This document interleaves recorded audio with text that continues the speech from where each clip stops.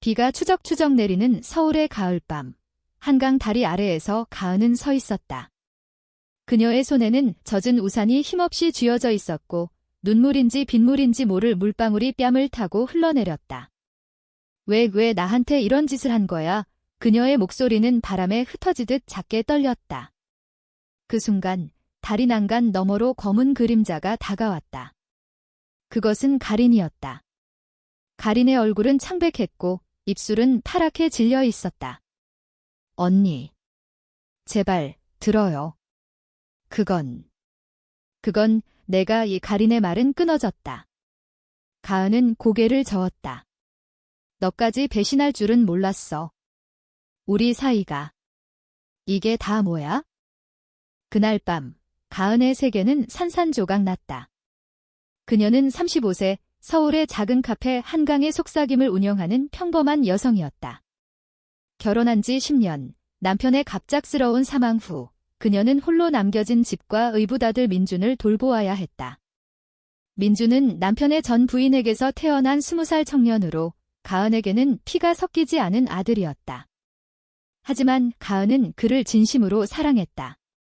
민준의 미소가 그녀의 외로움을 달래주었고 함께한 저녁 식사에서 나누는 대화가 삶의 유일한 빛이었다. 그러나 최근 가은의 마음속에 스며든 또 다른 빛이 있었다. 가린은 가은의 카페 단골이었다. 28세의 그래픽 디자이너로 매일 오후 4시쯤 나타나 창가 자리에 앉아 스케치북을 펼치곤 했다. 가린의 눈빛은 부드러웠고 미소는 한강 바람처럼 시원했다.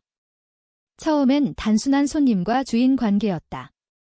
오늘 메뉴 추천해 주세요. 가은씨. 가린의 목소리는 항상 따뜻했다. 가은은 웃으며 라떼 한 잔을 건넸다. 이건 제 특별 레시피예요. 한강을 보며 마시면 더 맛있어요. 시간이 흐르며 그들의 대화는 깊어졌다. 가린은 자신의 꿈을 이야기했다. 저는 그림으로 사람들의 감정을 표현하고 싶어요. 한국의 전통 문양을 현대적으로 재해석하는 거요. 가은은 그 말을 들으며 자신의 과거를 떠올렸다. 젊었을 때 그녀도 미술을 공부했지만 결혼 후 포기했다. 나도 그랬으면 좋았을 텐데. 가은의 한숨에 가리는 손을 살짝 스쳤다. 그 순간 가은의 가슴이 떨렸다. 그것은 단순한 우정이 아니었다. 가린의 시선이 가은을 향할 때마다 그녀는 자신을 여성으로서 사랑받을 존재로서 느끼게 되었다. 서울의 사회는 그런 감정을 용납하지 않았다. 가은은 어렸을 때부터 좋은 아내, 좋은 어머니가 되어야 한다는 압박 속에 살았다. 결혼은 가족의 기대, 사회의 규범이었다. 남편 사망 후 그녀는 더 외로웠지만 그 감정을 숨겼다. 가린과의 만남은 그 껍질을 깨뜨렸다. 어느 비 오는 날 카페 문을 닫은 후 가린이 우산을 함께 쓰자고 제안했다. 언니, 같이 가요. 집까지 데려다 줄게요. 그날 가은의 집 현관에서 가린은 가은의 손을 잡았다. 언니, 나 언니를 좋아해요. 그냥 친구 이상으로 가은은 얼어붙었다. 하지만 그 다음 날 그녀는 가린에게 답했다. 나도. 그래. 그들의 사랑은 조용히 피어났다. 한강 산책로를 걸으며 손을 잡고 가린의 스튜디오에서 그림을 그리며 가은의 카페에서 속삭이듯 이야기를 나누었다. 한국의 가을 단풍이 그들의 사랑을 물들였다. 하지만 그 속에 숨겨진 비밀이 있었다. 민준은 가은의 변화를 눈치챘다. 그는 가린을 본 적이 있었다. 엄마, 그 사람 누구야? 요즘 자주 오네. 가은은 웃으며 대답했다. 카페 손님이야. 좋은 사람이지. 하지만 민준의 눈빛은 어두웠다. 민준은 가은을 사랑했다. 피가 섞이지 않았지만 그녀는 그의 유일한 가족이었다. 남편 사망 후 민준은 가은의 슬픔을 지켜보며 자랐다. 그는 가은이 다시 웃을 수 있기를 바랐다.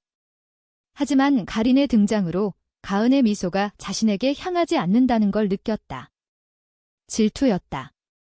깊은, 뒤틀린 감정. 민주는 밤마다 혼자 앉아 생각했다. 엄마를 행복하게 해줄 수 있는 건 나뿐이야. 어느 밤, 민주는 결심했다. 그는 남편의 옛 옷장 속에 숨겨진 가은의 옷을 꺼냈다. 남편이 사망한 후, 가은이 아직 치우지 않은 드레스. 민주는 그것을 입었다. 거울 앞에서 그는 스스로를 보았다. 머리를 묶고 화장을 하고. 이렇게. 엄마가 나를 봐줄까? 그의 목소리는 떨렸다. 그것은 미친 짓이었다. 하지만 성공했다.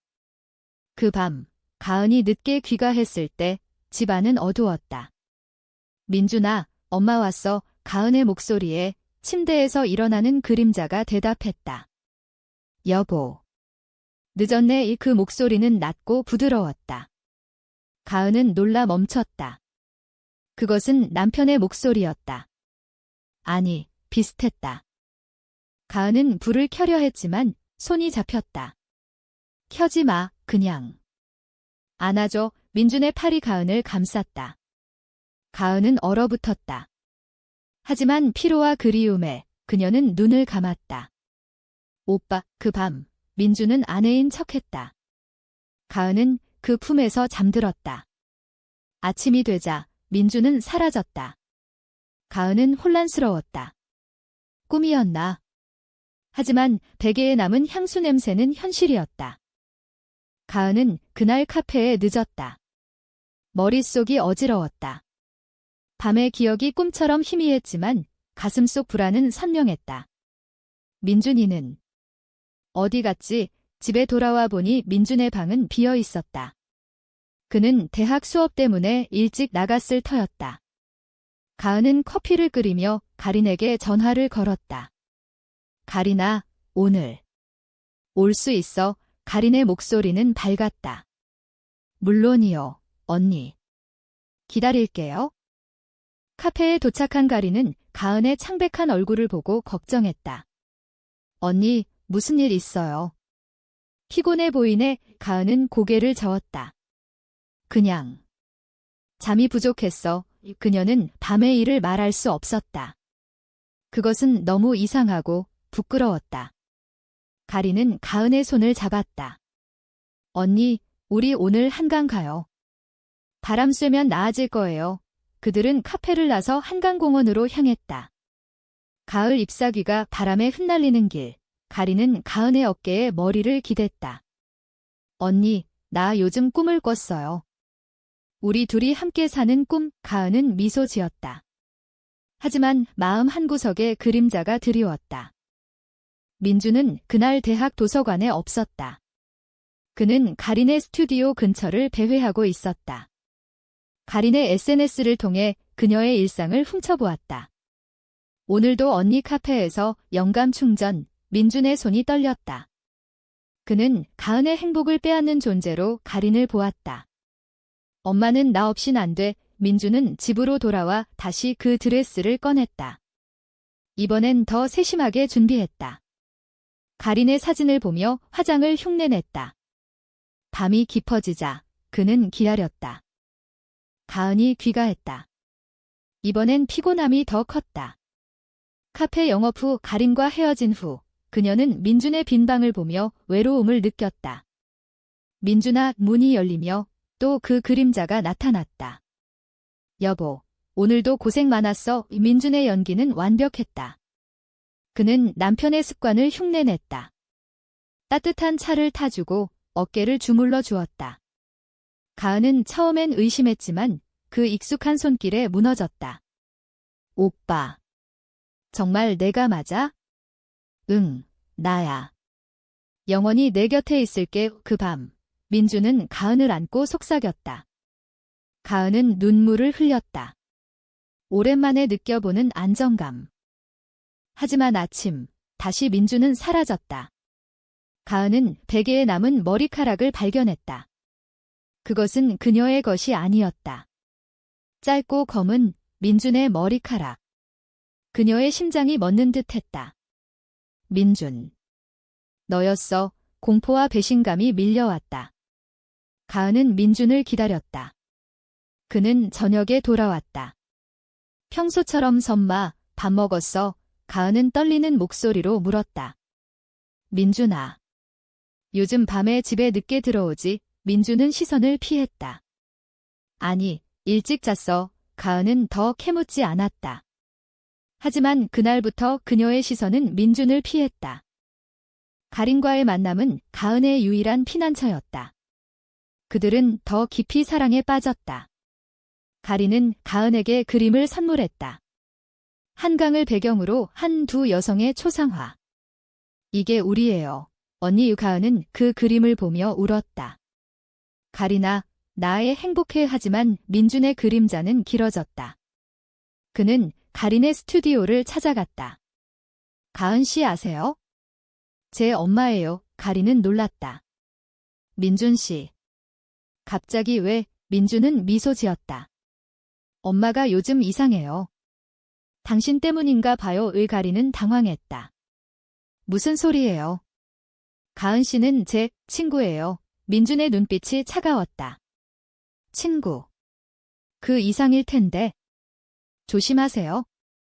민준의 행동은 점점 대담해졌다. 그는 밤마다 아내로 변신했다. 가은은 처음엔 거부했지만 외로움에 점점 빠져들었다. 이건 잘못됐어. 하지만 민준의 품은 남편의 기억을 불러일으켰다. 가은은 자신을 탓했다. 내가 미쳤어. 왜 이런 꿈을 꾸는 거지? 그녀는 가린에게 털어놓을 수 없었다. 그 사랑이 더럽혀질까 봐. 한편 가린은 민준의 말을 곱씹었다. 그녀는 가은의 변화를 느꼈다. 언니, 요즘 피곤해 보이네. 무슨 일 있어? 가은은 웃었다. 아니야, 그냥 서울의 겨울이 다가오며 그들의 사랑은 더 강렬해졌다. 크리스마스 이브, 가린은 가은을 초대했다. 스튜디오에서 그들은 첫 키스를 나눴다. 부드럽고 따뜻한. 언니, 사랑해. 가은은 눈물을 흘렸다. 나도. 가린아. 하지만 그 밤, 집으로 돌아온 가은을 기다린 건 또 그 그림자였다. 여보, 메리 크리스마스. 민준의 목소리. 가은은 소리쳤다. 그만해. 너 민준이잖아. 불이 켜지자 민준의 얼굴이 드러났다. 드레스를 입은 화장한 민준. 엄마. 나예요. 당신을 행복하게 해주고 싶었어요. 가은은 무너졌다. 왜 이런 짓을? 민준은 울었다. 엄마가 가린 때문에 변했어요. 나 없이 사는 것 같아서. 나만의 엄마로 있고 싶었어요. 그 말에 가은의 가슴이 찢어졌다. 민준의 사랑은 왜곡된 가족애였다. 그녀는 민준을 안았다. 민준아, 우리는 가족이야. 하지만 이건 안 돼. 민준은 도망쳤다. 그날 밤 가은은 가린에게 전화했다. 가린아, 도와줘. 모든 게 엉망이야. 민준의 비밀이 드러난 후 가은의 집은 침묵으로 가득 찼다. 민준은 방에 틀어박혀 나오지 않았고 가은은 카페에서조차 미소를 잃었다. 서울의 겨울바람이 창문을 두드릴 때마다 그녀는 민준의 울음소리를 떠올렸다. 엄마를 사랑해요. 너무 사랑해서 그 마른 가은을 괴롭혔다. 그녀는 민준을 탓할 수 없었다. 오히려 자신을 탓했다. 홀로 키운 아이에게 너무 큰 짐을 지웠다. 가린은 가은의 곁을 지켰다. 언니, 말해봐요. 무슨 일이 있었어요? 그들은 한강 벤치에 앉아 있었다. 눈발이 흩날리는 밤, 가린의 코트가 가은을 감쌌다. 가은은 마침내 털어놓았다. 민준의 밤, 그 왜곡된 연기. 가린은 충격받았다. 그 애가. 왜 그런 짓을? 하지만 그녀는 가은을 안았다. 언니 탓 아니에요. 민준이가 아파요. 도와줘야 해요. 가린의 말은 가은에게 빛이 되었다. 그들은 함께 민준을 설득하기로 했다. 민준은 처음엔 거부했다. 엄마, 나 혼자 있을게요. 하지만 가린의 등장으로 그는 더 혼란스러워했다. 너 왜 여기 있어? 가린은 부드럽게 말했다. 민준 씨, 나도 가은 씨를 사랑해요. 하지만 그건 엄마와 아들의 사랑과 달라요. 당신의 감정은 소중하지만 표현이 잘못됐어요. 민준은 울었다. 나 엄마 없이 못 살아. 가린 씨가 엄마를 빼앗아 가은은 민준의 손을 잡았다. 아니야, 민준아. 엄마는 항상 내 곁에 있을 거야. 가린이는 내 사랑이야. 너의 동생처럼 될 수 있어? 시간이 흘렀다. 민준은 상담을 받기 시작했다. 서울의 작은 정신건강 클리닉에서 그는 자신의 감정을 풀어냈다. 저는 엄마를 여자로 봤어요. 그게 이상한 거죠. 상담사는 고개를 저었다.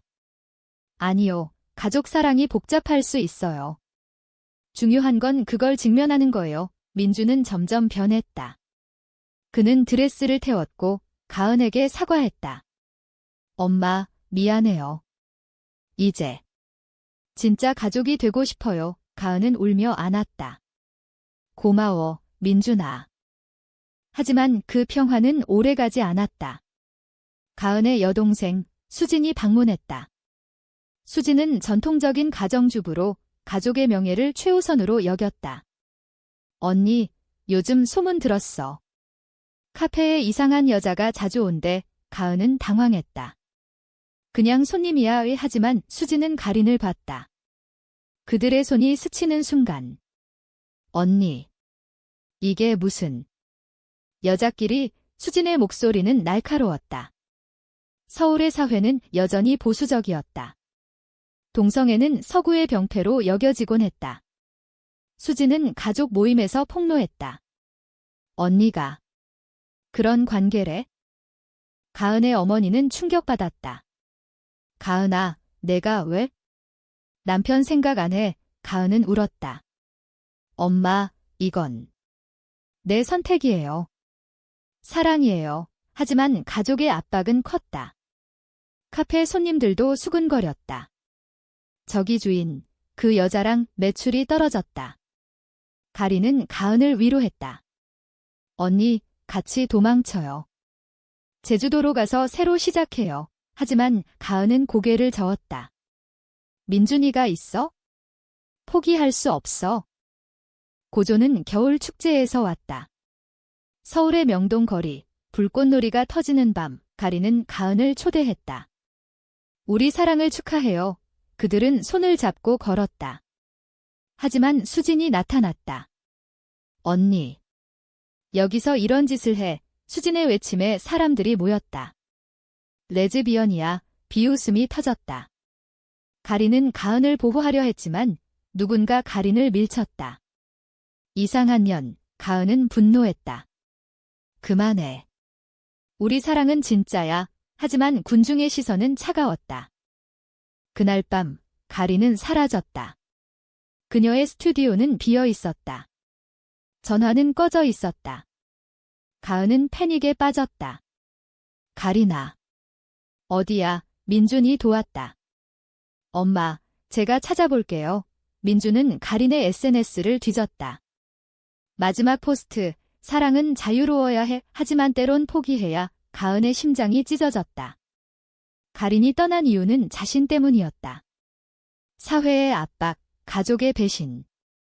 민준은 눈물을 흘렸다. 엄마, 제 탓이에요. 내가 처음에. 가은은 민준을 안았다. 아니야. 우리는 함께 이겨낼 거야. 그들은 가린을 찾기 시작했다. 서울의 골목골목, 한강의 다리, 제주행 버스 터미널.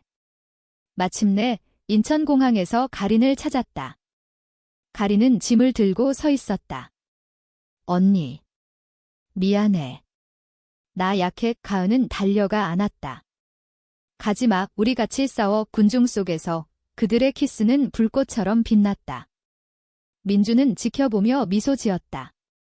엄마, 행복해. 가린의 귀환은 가은에게 새로운 용기를 주었다. 하지만 사회의 폭풍은 멈추지 않았다. 수지는 가족을 동원해 가은을 설득하려 했다. 언니, 정신 차려. 민준이 생각해봐. 이게 무슨 스캔들이야? 가은은 대답했다. 수진아, 나도 가족이지만 내 삼이야의 수진은 눈물을 흘렸다. 언니가 이렇게 될 줄 몰랐어. 아빠가 실망할 거야. 한국의 유교 문화는 가족의 화합을 강조했지만 그것이 개인의 행복을 짓누르는 경우가 많았다.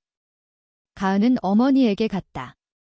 엄마, 용서해 주세요. 하지만 이 사랑을 포기할 수 없어요. 어머니는 한숨을 쉬었다. 가은아, 시대가 변했단다. 하지만 마음이 아프구나. 카페 한강의 속삭임은 위기에 처했다. 손님들이 줄었고 임대료가 밀렸다. 가리는 자신의 디자인 스킬로 도왔다. 언니, 카페 로고 새로 만들어줄게요. LGBT 프렌들리 컨셉으로 그들은 카페를 재단장했다. 벽에 가린의 그림을 걸고 무지개 깃발을 달았다. 여기서 사랑을 이야기해요. 첫 이벤트는 사랑의 이야기 나누기였다. 몇몇 손님이 왔다. 한 젊은 여성이 말했다. 저도 비슷한 경험이 있어요. 용기 주네요. 가은은 미소 지었다. 작은 변화였다. 민주는 그 변화의 중심에 섰다. 그는 카페에서 아르바이트를 시작했다. 엄마, 제가 도울게요. 민준의 미소는 이제 순수했다. 그는 가린을 누나라고 불렀다. 누나, 그림 예뻐요. 가린은 웃었다. 고마워, 민준아. 너 덕분에 강해졌어. 민준의 과거는 상처로 남았지만 그것이 가족을 더 단단하게 만들었다. 그는 친구들에게 말했다. 우리 엄마는 멋진 사람이야. 사랑으로 사는 사람. 하지만 배신은 또 왔다. 카페의 공급업체, 옛 지인 태호였다. 태호는 가은의 과거 연인이었고 남편 사망 후 그녀를 위로하려 했지만 거절당했다. 소문을 듣고 그는 복수했다. 온라인에 가은과 가린의 사진을 올렸다. 이 카페, 이상한 고딜에 닭풀이 쏟아졌다. 한국 문화 파괴자. 민준이가 불쌍해. 가은은 무너질 뻔했다. 가린아, 나 때문에. 미안해. 가린은 고개를 저었다. 언니, 이게 우리의 시험이야. 이겨내요. 그들은 대응했다. 가린은 SNS에 영상을 올렸다. 우리 사랑은 평범해요. 한강처럼, 서울의 거리처럼 민주는 동영상에 출연했다. 엄마와 누나를 응원해요. 가족은 사랑으로 이루어져요. 그 영상은 바이럴이 되었다. 젊은 세대의 지지가 쏟아졌다. 힘내세요. 사랑은 자유, 카페는 다시 붐볐다. 하지만 태호의 배신은 가은의 마음에 상처를 남겼다. 왜 우리를 해치려 해? 가린은 안아주었다. 질투해요, 언니. 우리의 행복이 그를 아프게 한 거? 봄이 왔다. 벚꽃이 피는 여의도 공원에서 가은과 가린은 피크닉을 했다. 민준도 함께였다. 엄마, 누나. 행복하세요. 민준의 말에 가은은 울었다. 고마워, 우리 아들. 그 순간 수진이 나타났다. 언니. 나 미안해. 우수진은 변했다. 자신의 딸이 비슷한 고민을 털어놓았기 때문이다. 나도. 이해하려 해. 가족의 화해였다. 어머니도 카페를 방문했다. 가은아, 차 한 잔 마시러 왔어. 작은 한 잔이지만 큰 의미였다. 그러나 고조는 태호의 재등장으로 왔다. 그는 카페에 찾아와 소리쳤다. 가은아, 내가 왜 나한테 이러는 거야? 그 여자 때문에. 가린은 막으려 했지만 태호는 가은의 팔을 잡았다. 돌아와. 민준이 달려들었다. 그만해.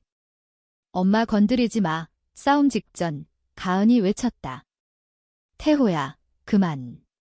나의 선택이야. 너도 행복해져. 태호는 무너졌다. 미안. 그냥. 사랑했어. 그는 떠났다. 그 사건은 뉴스가 되었다.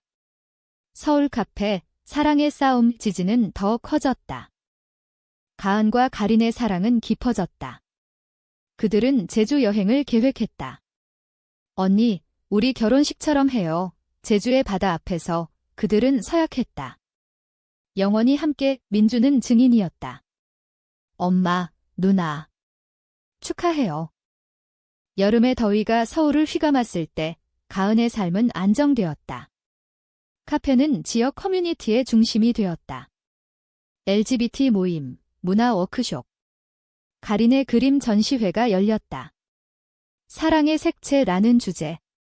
방문객들은 감동했다. 이게 한국의 미래예요. 민주는 대학에서 심리학을 전공하며 자신의 경험을 연구했다. 가족 사랑의 경계. 그는 강연에서 말했다. 사랑은 형태가 없어요. 중요한 건 진심. 하지만 결말은 비극적 그림자를 드리웠다. 가은의 어머니가 병들었다. 암 진단. 가은아. 마지막으로 봐주렴. 병원 침대에서 어머니는 손을 잡았다. 내 사랑.